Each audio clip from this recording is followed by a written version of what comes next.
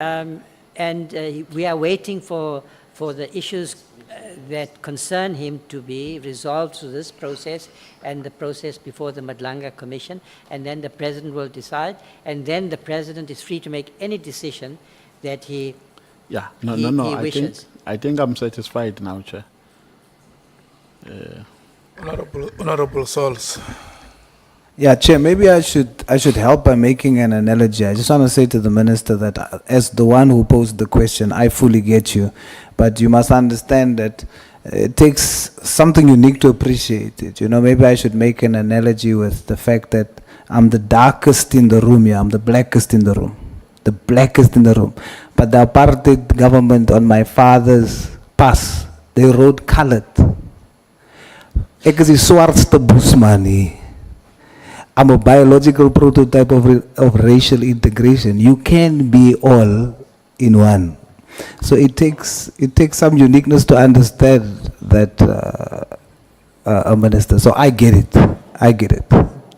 Ek is swart en colored and African, you know. Honorable members, can we move? Honorable James. Just a clarity-seeking question again, Minister, Acting Minister. Are you saying that this is not the first time where South Africans are paying the salaries of ministers with no executive authority? There's been previous, just maybe one or two examples, please, Minister.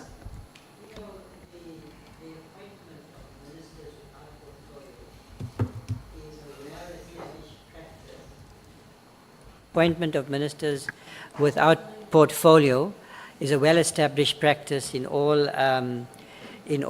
comparable jurisdictions. It happens for many good reasons of state. Often it's the case that the leader of government business is not doesn't have ministerial responsibility with respect to a portfolio. Sometimes there are also situations in some jurisdictions they can appoint what they call a minister for, I know in India they do that, it was quite a surprise to me, they have a minister for law, and that minister then advises on the quality of legislation, the legality of legislation, make sure that legislation is properly drafted and so forth. Your leader of government business may have ministerial rank but not have a portfolio, because the responsibility of the leader of government business as a minister is to liaise between the cabinet and parliament to ensure that the parliamentary program and the cabinet program are coordinated, liaise with chief whips, liaise with the presiding officer and the president and so forth. It's a vitally important position. In our case, we have got a deputy president who's the leader of government business. But he doesn't have a ministerial portfolio, he's the deputy president. So for reasons of state, you know, the president might appoint a minister without portfolio to say to focus in a particular area.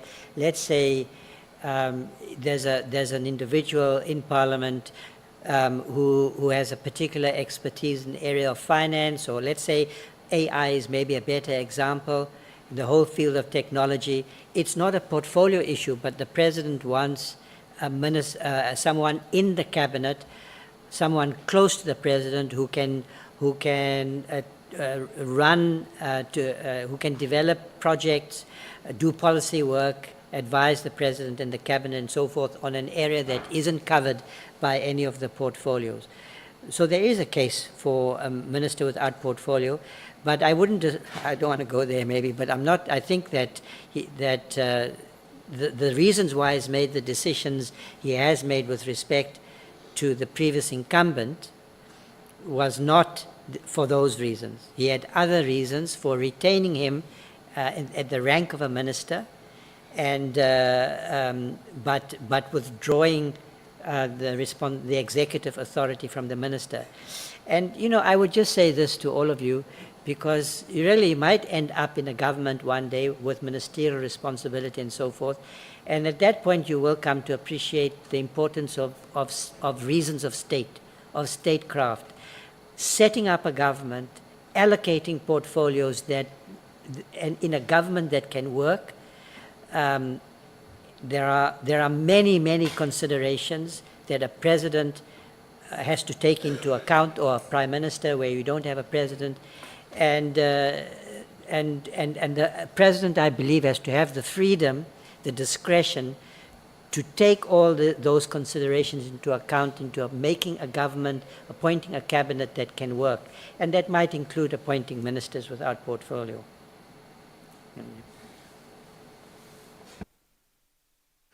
Bangazit, Well, thank you, thank you so Honorable, much for your Honorable for Chairperson. your patience. I don't have a lot of questions. I got 3, if I'm not mistaken. But the first one, Honorable Minister, has to do with what you actually said in your statement.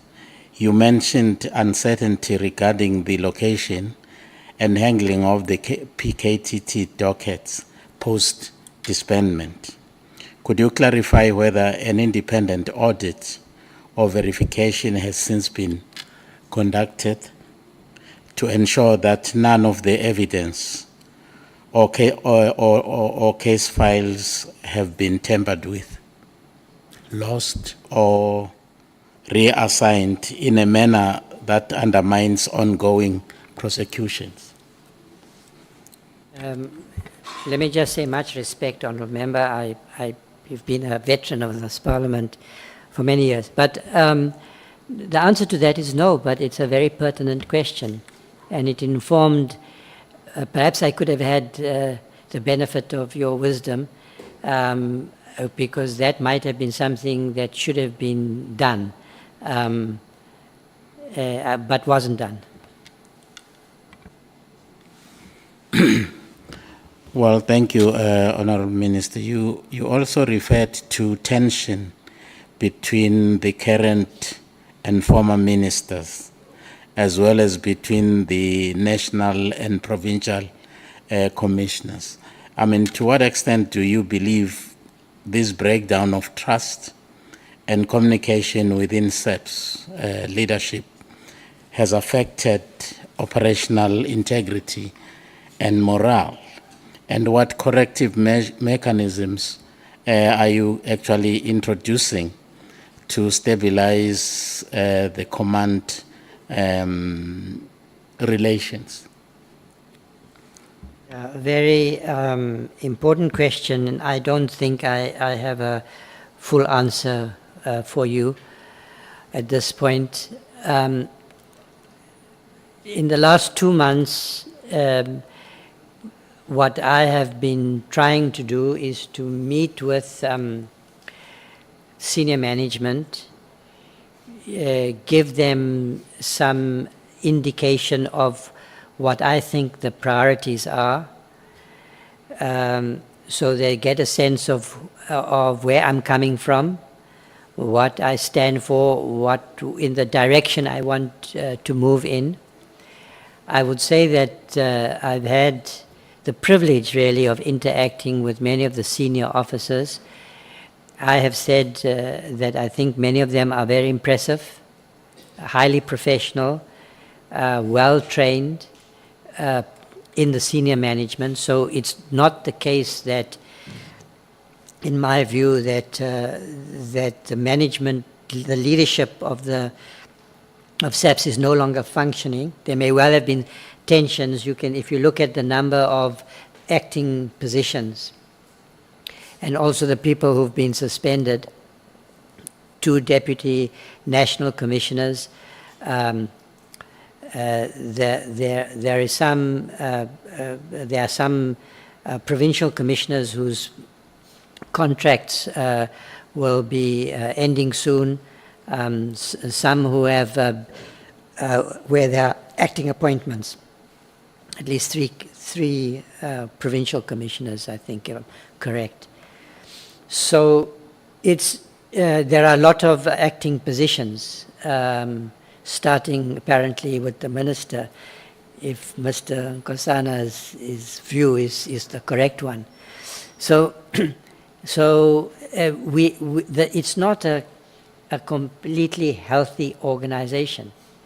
And I think this inquiry, the Nhlanhla Commission, the evidence that is being led, must be having an impact on the morale, which is something I'm very concerned about of officers from constable level up in the middle, up to the middle ranks. They're watching all of this with deep concern, I'm sure. And I have been wondering how I can address that matter. I have wondered whether I should call, is it visiting police stations? Is it calling all of them to a meeting? In what form? To calm people down, because we are in a moment that needs to be addressed. But as I've said, I think there's no need to panic. I don't think to talk about a crisis is correct. The challenge, as others have pointed out, to stabilize the leadership is right before us, but it has to be done. And I think, that every crisis, I know it's a bit of a cliche, but in every crisis there's an opportunity to move forward. And that's what this country has to do. It has to embrace the opportunity to rethink, reset. Honorable Minister, rising from the comment that you actually made regarding the escalating scourge of criminality, are you actually satisfied with the capacity and the abilities of your crime intelligence scenario in the crime prevention goals of this country? Member, it's very interesting. Yesterday we had the tabling of the annual reports. And the annual reports show that at least crime intelligence, that they have fallen short in some areas with respect to their performance targets, but that relative to last year there's been considerable improvement in meeting targets, also in the way they're managing their resources. Yesterday I was in a committee which is of course confidential, where members got a full briefing from the whole team, crime intelligence, including the National Commissioner. And more or less I think the consensus in that committee, without going into detail, was positive. But the truth of the matter is that I am of the view that the capabilities of crime intelligence need urgent attention, that we, especially in the light of the growth of organized crime, that we need to develop new capabilities that are not currently embedded within the organization. For instance, I think most intelligence agencies have highly qualified analysts, many of them with doctorates in many fields, in the social sciences, in the accountants, all kinds of skills that are necessary in the field of crime intelligence. Forensic specialists and so forth. And that's where my main concerns are. So we look at where we are at the moment and look at then what are the structures and capabilities that we have to develop. There's also the issue of accountability. I think that in general it appears as if the public now has an embedded perception that the secret account has been abused. But I've been given explanations, for instance, on some matters that have been reported in the media about the purchase of certain buildings, for instance, and I can say that it's dealt with in classified reports, but I can say that I certainly have been given satisfactory explanations for those decisions, and that the committee appears to have been satisfied as well.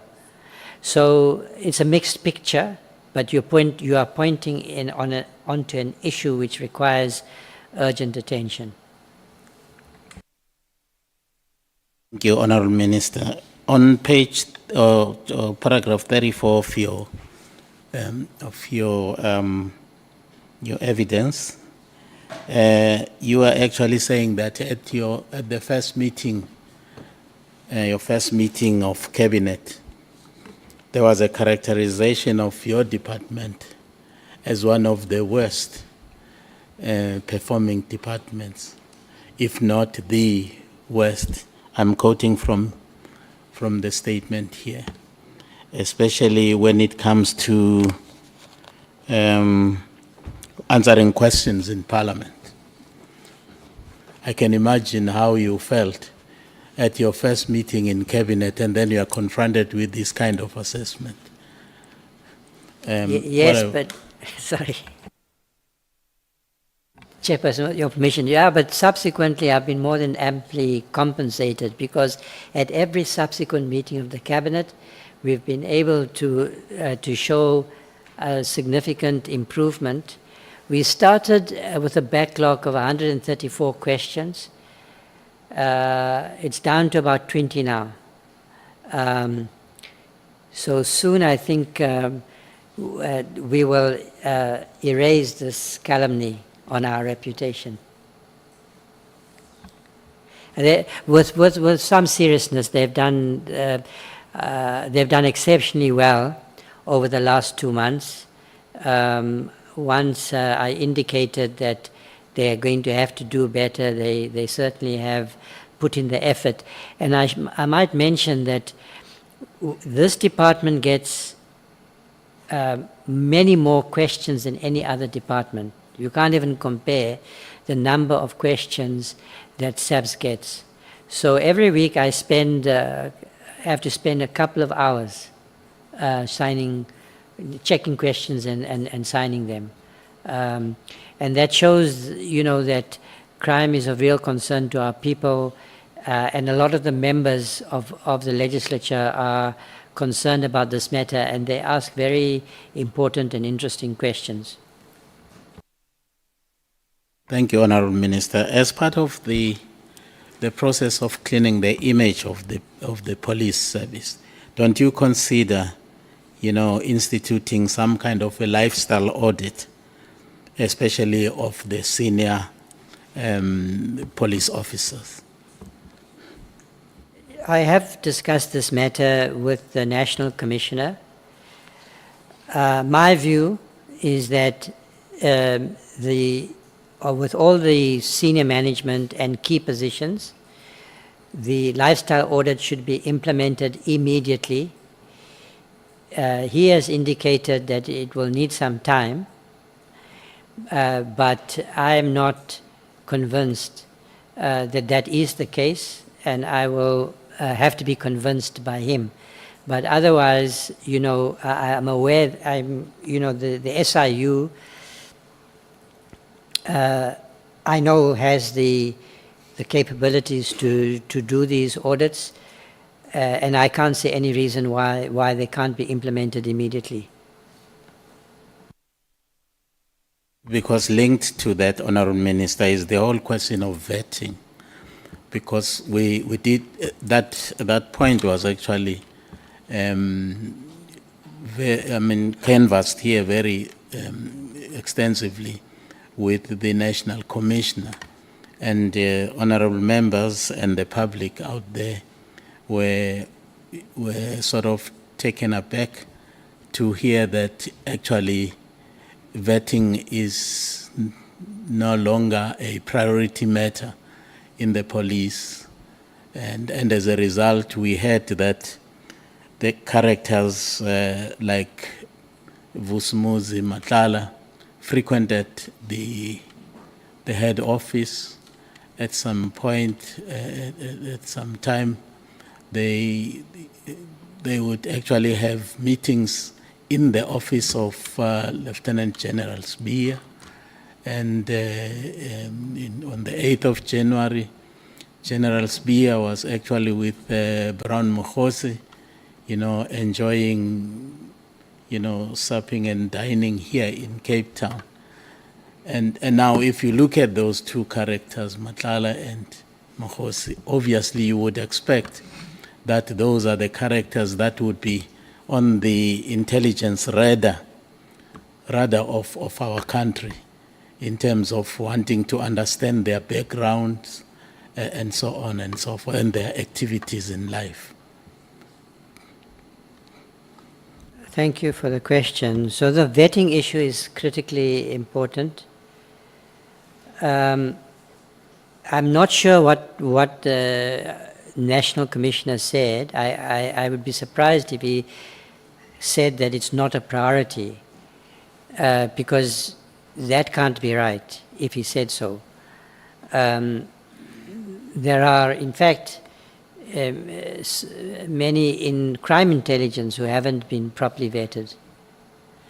So that's a concerning matter, but it apparently takes some resources. So it's a resource-intensive exercise. And I'm also advised that when people are not, don't qualify, or where they don't succeed in being in getting a clearance, then I have been told that there is an appeal process which causes further delays. So again, you are raising a matter that needs some attention. I have raised the matter. I don't think I've received a satisfactory response, and I don't think I have also dealt with the matter yet in a way that brings it to a satisfactory conclusion. So, I've asked questions, but I would say that it remains a matter, an urgent matter that needs a solution. That the police need to tell us, if it's a resource issue, can we complete this in the 5 years?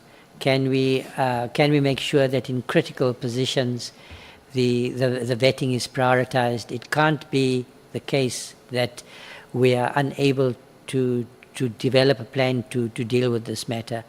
So you are quite right that to focus on this matter as a priority. Thank you, Honorable Minister. Thank you, Honorable Chairperson. Thank you. Thank you, Honorable Matthias. Two follow-up questions, please, Chair. Just on the issue of the vetting process, Prof, the National Commissioner, we engaged with him quite lengthy about that. The SAPS needs, there's about 800 SAPS officials that require vetting, and there's 7 staff members. So the issue of saying it's a priority and actually prioritizing it is another issue. So we've been hearing over and over again in the Police Portfolio Committee, all we hear is that people are appointed in key positions and they're not vetted. So it looks like this can be a deliberate act on that high level that people are not, and the vetting process is actually weaponized amongst the factions that are operating at the headquarters in SAPS. So I guess it's not really a follow-up question, but just to share my knowledge on the vetting process that I'm very passionate about, even the issue of the lifestyle audits. But the other follow-up question is on the issue, just coming back to that, about acting minister and minister. So, Prof, when Cyril Ramaphosa, the President Cyril Ramaphosa, before I get called out by my colleague, announced this issue, it was huge, right? They concluded that they are appointing you as a minister under whichever section, I can't remember, of the Constitution, not as a minister of police, as a minister without a ministry. And then subsequently, you were put in as an acting minister. So essentially, from what we understood and what the president of the country told us is that you are the one without a ministry, because Minister Senzo has one. We don't know if he's suspended, because you keep saying he's suspended. We are told that he's on leave, but essentially he's the minister right now for the Minister of Police, who's on special leave. You were appointed without a ministry or even responsibilities for, and now you're acting. Because when ministers act, they get executive power. So when Minister Gwede was acting as the police minister, from what we understood, he had executive powers to carry out his duties. I don't know if there was a question in there, but I was just wanting to, I'm going to be told I'm ranting here. Thank you, Chair, but maybe the Prof wants to respond, because I'm scared. I don't know if I must say acting or minister. No, I don't mind what I'm called. So don't worry about it. I don't think much significance attaches to the label. So let me just clarify. I exercise executive authority with respect to this portfolio. That's presumably why I'm here today. I sit in the cabinet. I have all the powers of a minister exercising executive authority that are set out in the Constitution. And I exercise those powers to the fullest.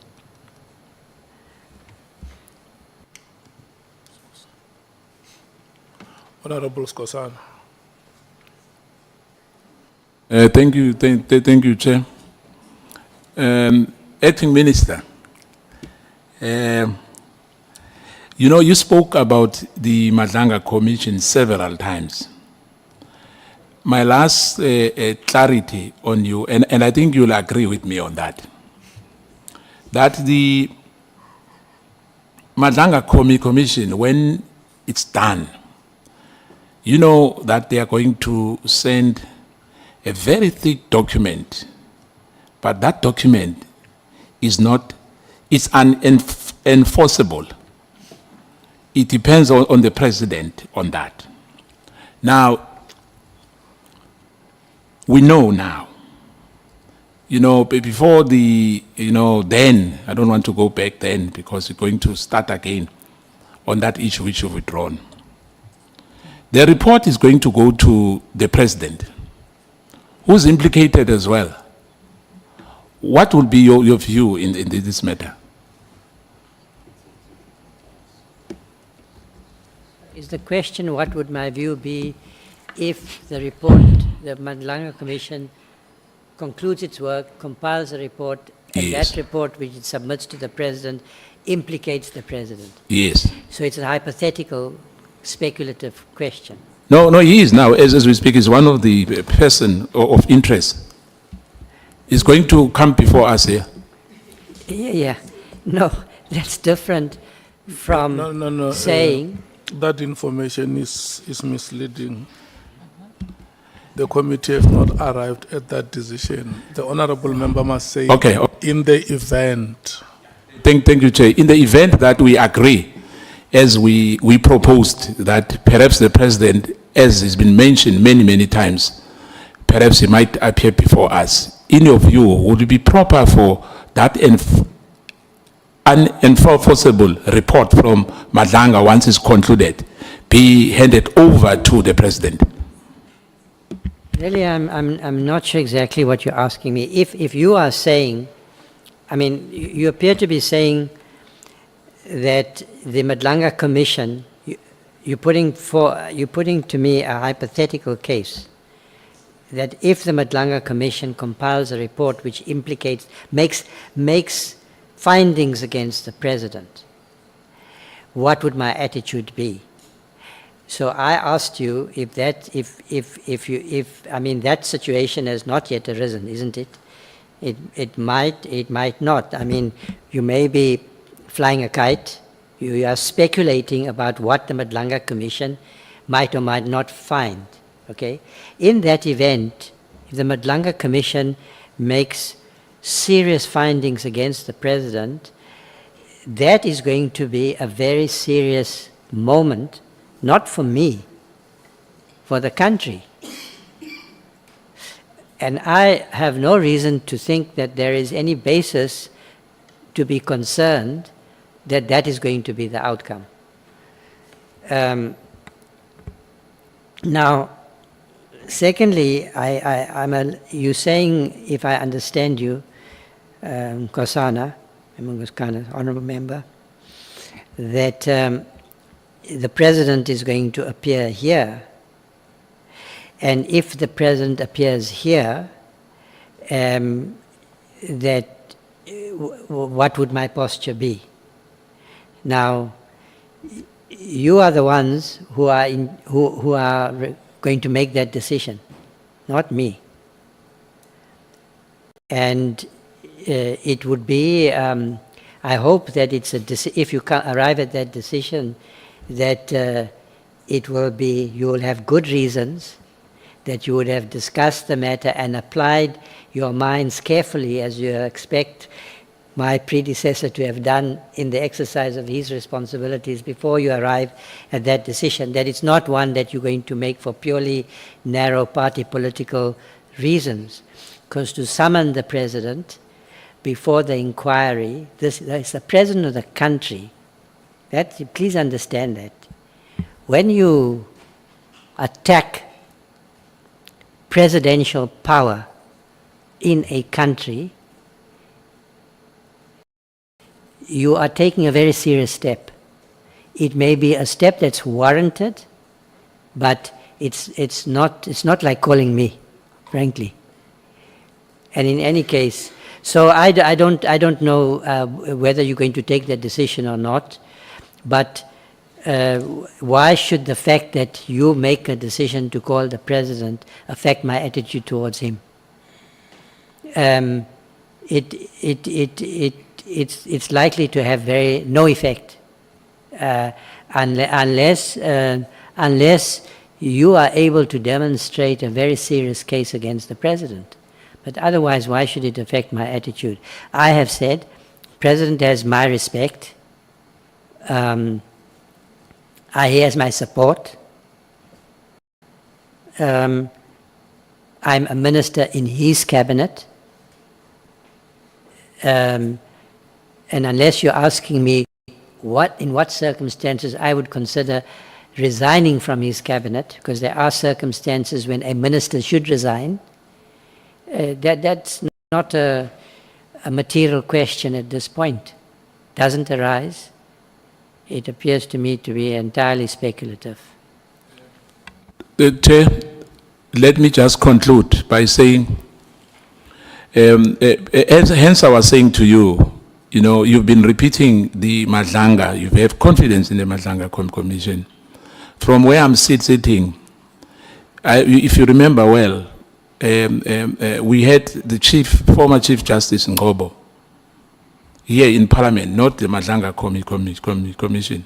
He submitted his report to Parliament. And unfortunately, that report did not see the light of the day. Numbers, as you know, in the podcast space, played the role. Hence, I'm saying I hope that this time, hence I wanted your view on that. It was not a question, but thank you, Minister. And I thank you very much, because today you told us that you are not enacting. So as from now, I'm going to call you a minister. We don't have Minister Mkhunu anymore on special leave, but he's earning as a minister.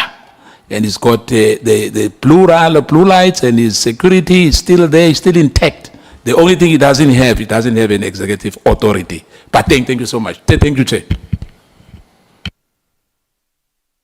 Honorable Nhlanhla. Chair, a member, we don't want to appear as people who are provocative or who have an issue with you. We want to give you the necessary decorum that you deserve. Now, so in future we must refer to you, because our member has been saying, when he talks to you, has been saying acting minister. So in future, we must say minister, not acting. We want to get your guidance.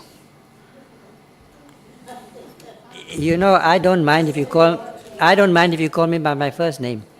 No, So, I'm saying in yeah. terms of your position. Yeah, exactly. What I'm saying is that whether you call me the minister or the acting minister or by my name or my nickname, No. I don't mind. I'm serious about this, Minister. Yes. I want to get it correctly. So according to your understanding, you are a minister, not the acting minister. So we want to refer to you using the correct name. I can't hear you. I exercise full, unqualified executive authority with respect to the policing portfolio, as would any other minister. Okay, so we must call you minister, not acting minister. You can call me acting. You can call, well, it doesn't matter. I'm stating what I believe to be the facts, the correct legal position, Yes. and and of course it does not mean that Minister Mkhwanazi is not a minister. That is an inference that you think follows axiomatically from what I have said is the legal position with respect to me, and that's not the case. I think your conclusions are not correct about either myself or him. No, we have not concluded, relays the minister. minister. That's why we're asking. We want to whip our member if he's out of order. So your understanding is that you are a minister, not the acting one. My understanding is that I exercise the executive authority provided for in the Constitution fully with respect to this portfolio. And what label you want to put, whether you want to call me the minister or the acting minister, is neither here for there from me. I'm not interested in that question. I know it's fine. You are not answering me, minister. I just wanted Yes. your understanding, Yes. not how I want to call you. I wanted Okay. to guide me as per your understanding. Okay, my understanding is that I am the Minister of Police. Okay, that's what I wanted. Thank you.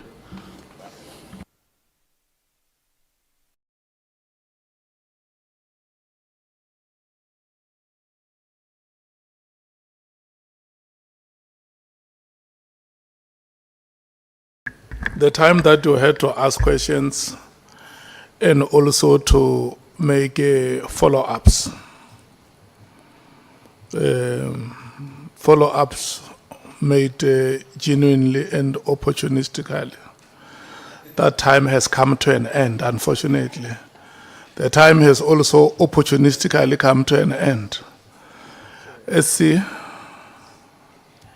Thank you, Honourable Chair. Honourable members, Minister, I think I've been quite consistent calling you Minister the whole day, because it seems to me pretty clear that one minister, whether has been suspended or put at home, has been stripped of his executive authority to act as the Minister of Police. The President has assigned you as the executive authority, and you are not play acting like in Hollywood. You are actually the real executive authority in charge of the police.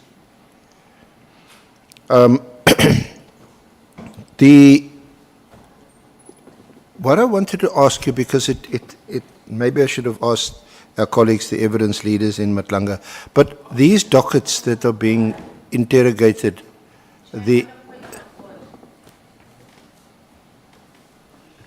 May we hear the point of order? Yeah, Chair, you know our evidence leader, and we bring this up all the time, and I really didn't want to bring this up. So he first starts off doing political statements that are unnecessary because he's supposed to be leading evidence.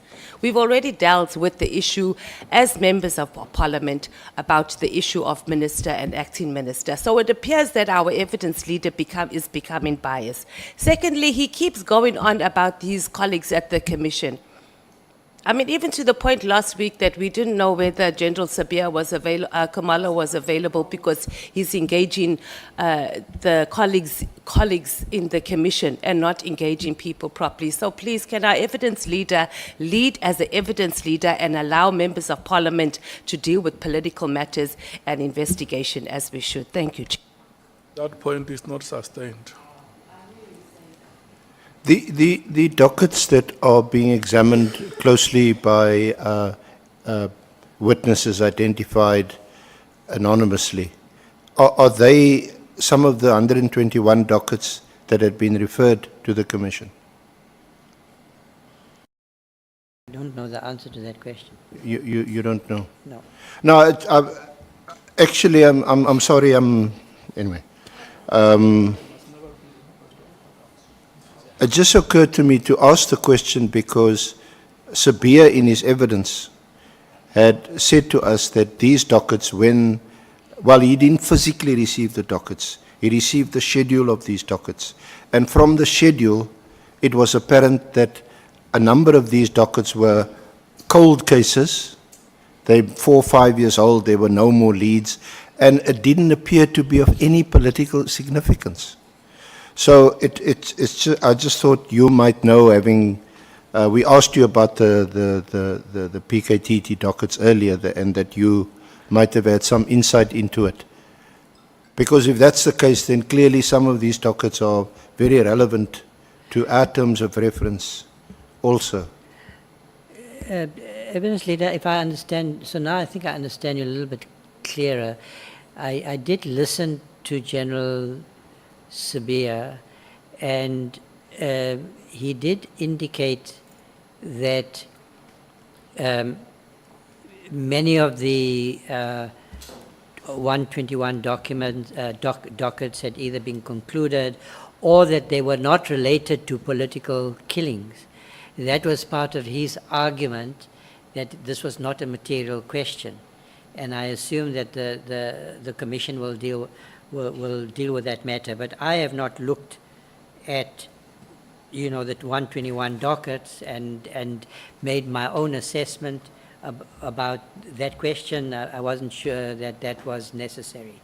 I was just concerned with the safe custody of all the dockets and where they were and so forth. You also today spoke at some length about us having a professional police service, and also as far as anti-corruption goes, some independent body that would oversee the work of such an anti-corruption force. So just wanted your thoughts on whether one should recommend the establishment of a police board with independent persons, experts, and a mix of people, obviously elected office bearers, so that the people are also represented on a board like that. So that I think it's pretty clear that the police and some other forces have been bedeviled by internal politicking. Yes, that's an important question. I mean, the National Planning Commission did make that recommendation, and I think the NACAC incorporated that recommendation in their own recommendations. I haven't now come to that point because I suppose my initial thoughts were that I needed to bring in the expertise that I needed to develop with the police this 2040 plan, if you like. And I felt that I wanted to, if I concentrate on establish a board, it would be, first of all, be quite costly. It's a bureaucratic structure. It has to be funded and so forth. And so I didn't think it should be my immediate priority. But it's definitely a suggestion that should be considered. It might be an important pillar in the professionalization agenda, which needs to be at the core of the SAPS agenda going forward. Thank you. Then just lastly, Minister, to thank you for your attendance here today, your cooperation, your valuable insights. You've given us a pretty good picture of what the state of our police service is at the moment. You have come up with a new leadership style based on cooperation and consultation, both at a political level with your deputy ministers and with the senior police management, which I would think gives us a lot of hope and comfort that we can begin to build this public trust, which is such an important part of our terms of reference.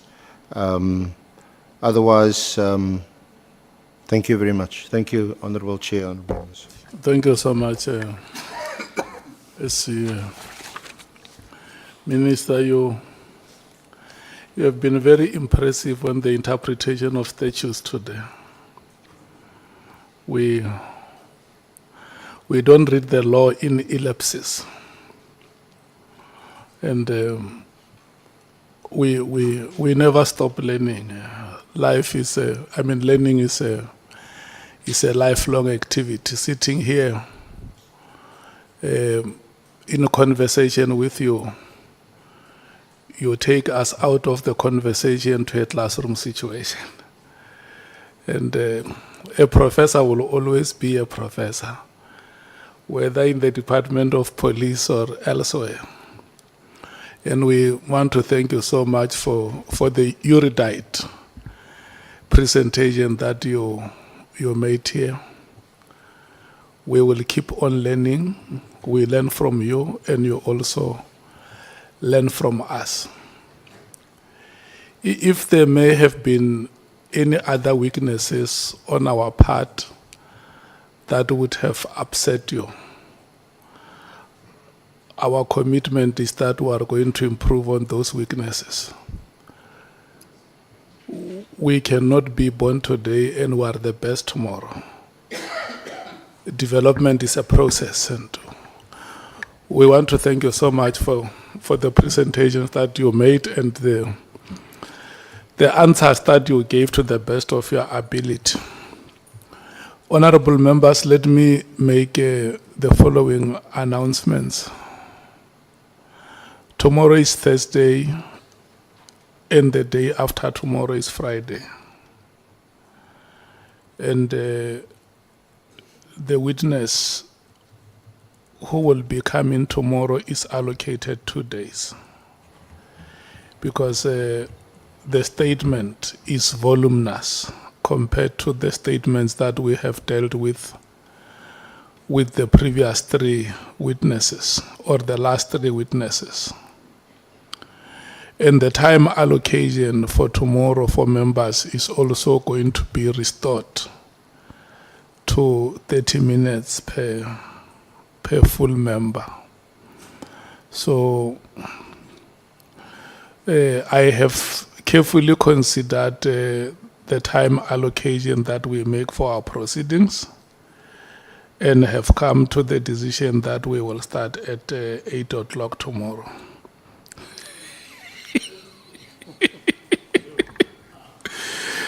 No, honorable members, we will start the proceedings at 10 o'clock. That is the compromise that I was pulling your legs when I said 8 o'clock. I wanted to see what your reaction would be, but I could see that you were very happy with 8 o'clock, because you wanted us to finish as early as 1 o'clock on Friday. I want to thank you so much for your commitment to the work of the committee. I have seen there were members who said they will join us later during the day, and they did so. We want to thank you so much, Bangasita and Honorable Souls, for your commitment. The staff of Parliament and the support staff of political parties that are represented here. Minister and your team, we want to thank you so much. When we started, Honorable Skosana was unsettled, but I can now see that he has the comfort of all comforts. SC and your team, thank you so much. The two advocates, when you see them in and out, honorable members, I must explain this, is because you would know that we have agreed to replenish the list of witnesses in our last meeting. So they are busy with consultations, finalizing consultations with witnesses, so that we do not have to get into a meeting and decide that we will break for a day or a week to allow them to conclude consultations. So it's very tedious and laborious.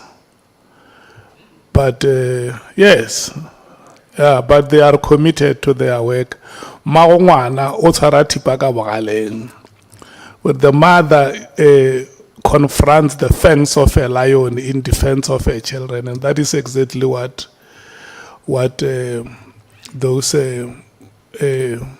advocates, those female advocates, are doing. And we should forever praise them, especially that we understand where women come from in South Africa. And we must also thank you for giving them a chance to show their abilities.